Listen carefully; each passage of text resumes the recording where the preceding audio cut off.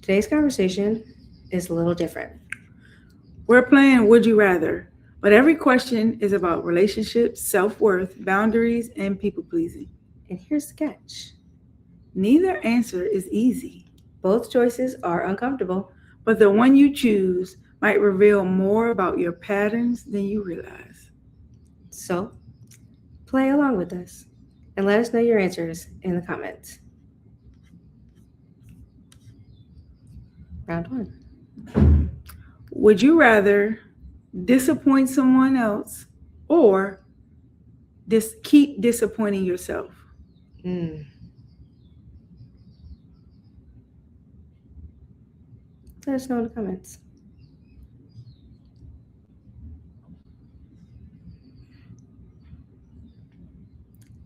I'll go first.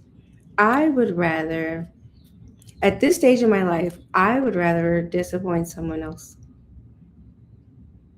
depending on who the person is. But more than likely, at this point, I'd rather just disappoint somebody else. What patterns or what mindset did you have to break to get to there? Since you said at this point, why? Just I'm at that point where people are going to people and they're going to do what they're going to do. Mm-hmm. So I'm choosing myself. I guess that's where I'm at with that. I am choosing myself. And that's kind of where I'm at with that. Because at the end of the day, more than likely, that's why I said it depends on who it is. Mm-hmm. More than likely, that person is going to choose themselves when it comes down to it. Mm-hmm. They're going to disappoint me if it came down to the same choice. So, Mm-hmm. Why would I want to keep putting them above me if their situation were the same? They would easily prioritize themselves. Right. So that is why I picked that. Which would you pick? I would pick disappointing someone else. Because in this situation, to me, I don't think this is the disappointment of intentionally just hurting someone. Yeah. It's more about in those moments where you have to choose you, and sometimes choosing you disappoints someone else. I think that even in a marriage, sometimes I may disappoint you, but in that moment, I had to choose me because there are times even in a marriage that happens. Sometimes, and I encourage whatever. But yeah. At this point in my life, I would definitely choose myself. Most of your life, which one have you spent the most of your life choosing? The opposite. Because I never wanted to disappoint nobody. I always wanted to make sure everybody was good, everybody was happy. So most of my life, I spent it the opposite. So now I'm in this space where it's about me and my needs, my goals. And I've lost some people, but I'm okay with that. Yeah. Do you feel like it comes to a point when disappointing someone becomes healthier than abandoning yourself? No, I don't ever think there's a healthier option. I think sometimes there should be balance, because I think some people get too far left of it's all about me, that they forget about the people. So it's just a balance of, in this moment, just kind of like reflect. In this moment, can I wait for this? Because sometimes it could be hours. Like, hey, I'm tending to your needs in this moment, which I have something. Maybe I can get back to that a couple hours later. So both of us win in that moment. Yeah. I think it's just about weighing the options. What's your thoughts? I agree. Can you say no actually strengthens relationships? I think so. I think the ones that are meant to be, I think it can strengthen them. I think saying no is a way of setting healthy boundaries. Mm-hmm. And I think that person can know where they stand, know what to do, where they're supposed to maneuver. Mm-hmm. So I definitely think so. That kind of makes them, I think, feel more secure because they know hard limits. So what did you decide? Let us know in the comments. Pattern check. If you chose disappointing someone else, maybe You're learning that protecting your peace is worth temporary discomfort. If you chose disappointing yourself, ask yourself why someone else's comfort feels more important than your own. Ooh. Hmm, that's a good one. Is your answer based on what you truly believe or what you've trained yourself to do? Hmm. Round two. Would you rather lose a relationship or lose yourself trying to keep it?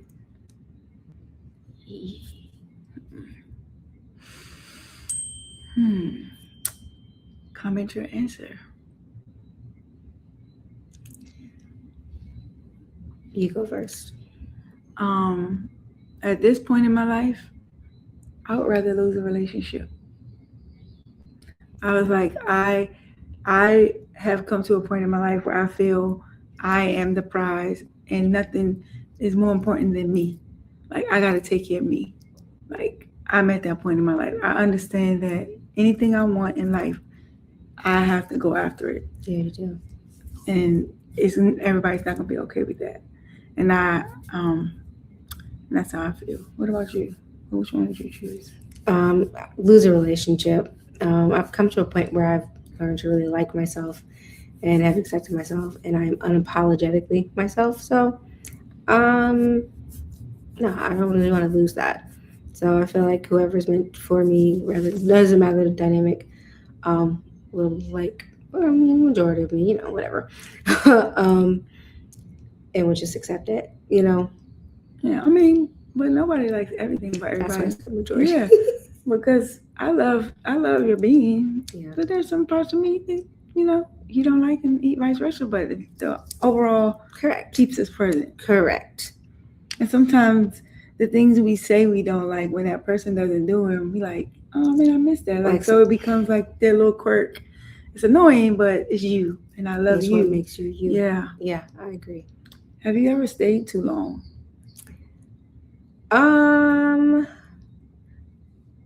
In friendships, absolutely. Yes. So your relationship area was friendships more. Yeah, I didn't really keep romantic relationships. So no. I mean, I can think of one probably a few months too long, but I mean, it was under a year. So, yeah. In those times where you stayed too long, what kept you there? I didn't. I feel like back then I really didn't have a voice. I wasn't very as assertive as I am now. Mm-hmm. So I just kind of like kept quiet to keep the peace. Maybe I was scared. Maybe I didn't want to give our history all those years. Mm-hmm. I don't know. What about you? What would you rather? I would rather lose the relationship, Oh, yeah. but why? but You ever say but too yeah, long? I've always in my relationships I've always stayed too long. I had 4.5 year relationships. Like my whole young adult life, I was in a relationship. So You feel like you stayed too long? I stayed too long. What kept you there? Potential. Ooh, Potential is what kept me. word. Like I always focus on the good things, and I feel like kind of like how I grew up and was raised. Like no one's perfect, and don't focus on those things. Everything, things will work itself out. And so yeah, I was fear, what I'm saying, just looking bad and stuff like that. And we had the history, and I'm a very loyal person, so I felt like I wasn't going, like I was losing who I was, my loyalty, if I didn't leave. And at that point, did you feel that loyalty became self-abandonment? Absolutely. I think that's what happens is a lot. Especially people who are loyal to almost a fault, you tend to stay longer because of that. So it becomes more detrimental to you and your healing and growth than not. How did you know when it was time to let go? When I looked in the mirror and I didn't know who I was anymore. I was like, I've lost myself. I just felt worthless. Scary. Mm-hmm. Okay. Pattern check. If you chose losing the relationship, maybe you learned that not every connection is meant to be maintained at any cost. If you chose losing yourself, ask yourself what you're hoping will happen if you keep sacrificing your needs. Are you holding on because it's healthy or because letting go feels scarier? I can't wait to see. Yeah.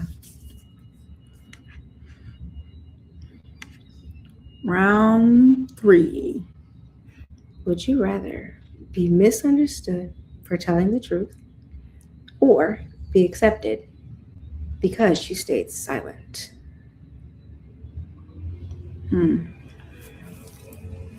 This one is scary because I know a lot of people who do the latter. They do, and I don't feel safe with them. And I didn't feel safe when we were in proximity. For me, it's being misunderstood for telling the truth. Same. I just feel like that's why I personally feel younger when you're growing up, or parents or guardians, whoever should start working on confidence with kids young and standing up for themselves and stop taking their voice and let them speak up and let them be heard. Because I feel like the latter happens a lot because in their childhood or younger teenage years or young adult years, silence, they was like, no one's hearing me anyway, so I'm not going to speak. So they go into job situations and other environments and carry that same potential. Or sometimes in that situation, like they told the truth and they weren't believed. Yep. So that's true. So, and then some people are big on family, so telling the truth will put family secrets out there, and then you won't be able to come to family functions. But me, I don't really care. Like I'll create my own functions. They'll be isolated or looked at like the pariah. Like they're the problem. Like, he told family secrets. We were fine, and you got him locked up. Now you ruined his life. He ruined his own life, but right. I mean, I get you on that one. What about you? I would rather be misunderstood for telling the truth. I think the staying silent part keeps a lot of people stuck. Like I said before, it also makes people unsafe because it means you see things and you just don't say anything. And silence is compliance. It means you're complicit. It basically you're consenting to what's happening. So, I mean, for me being a Black LGBT woman, it means if somebody does something racist, homophobic, sexist, and you don't say anything, that means you condone it. And that doesn't make it safe for me. And you're not a safe person for me to be around. I'm not saying that you should like, oh, rah, rah, and like, go fight everything, but at least be like, oh, that's not cool, chill out. If somebody makes an inappropriate joke. Yep. That way they know that's where their stuff stops. Because then they're going to keep pushing the envelope. And like, how far are you going to let that person go? I agree. I'm uncomfortable, especially if I'm outnumbered, which, statistically, I'm going to be. For sure. So, yeah, that's kind of where I'm at with that. Why do you feel honesty is so uncomfortable? I think, like you said, but I also think that people, they want to be accepted. They're desperate to fit in. So they'll do anything to fit in. They don't want to be outcasted. They want to fit in with their friend group. They don't want to lose that promotion or whatever it is. They just stay quiet. They want to be accepted. Why do you feel people over-explain things? Same reason. Yeah. I struggle with that. Yeah. Yeah. Do you think temporary discomfort is worth long-term peace?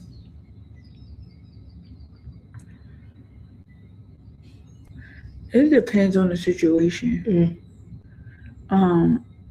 Because when you go chasing long nights, missing events, that's to me temporary discomfort. That type of temporary discomfort when you're going after goals and you're like, damn, I can't go on a baby trip, missing a family reunion, missing events. That type of, yes, for the long-term piece, because financially, you're going to be in a better space and all of that. Yeah. But other times, no. Do you ever stay quiet to avoid conflict? I have, but I'm very vocal, so it hasn't happened often. But there were times where I didn't speak up, and then I should have said something. Yeah, it doesn't feel good. Nah, but most of the time my mouth is open. Like if I see something, I'm saying something. I guess that also comes with the confidence in myself. I'm not pressed to be like, I don't need to be in a friend group. Yeah. And most of the things that you mentioned before, why people stay silent, I don't have that problem. So Yeah. speaking up, it comes easy to me. Yeah. I don't mind being I go to the movies by myself. I love going to movies by myself, especially a matinee. Give me a little snack. Yeah, so pretty much the same thing you said earlier. Pattern check. If you chose being misunderstood, maybe you're becoming more comfortable standing in your truth. Ooh. If you chose staying silent, ask yourself what you're protecting, the relationship, or your fear of how someone might respond. What would you change if your honesty mattered more than everyone else's approval? Ooh. That's a good one. That is a good one. I would like to hear that in the comments. Let us know.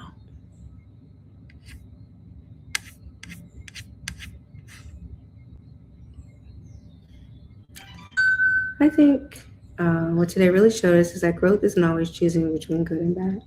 Mm-hmm. Sometimes it's choosing between two uncomfortable options. I've been there. Usually the healthier choice is the one that feels uncomfortable because it's unfamiliar. Growth often feels uncomfortable before it feels natural. So just don't think about the answers you chose today. Think about why you chose them. And move different this week.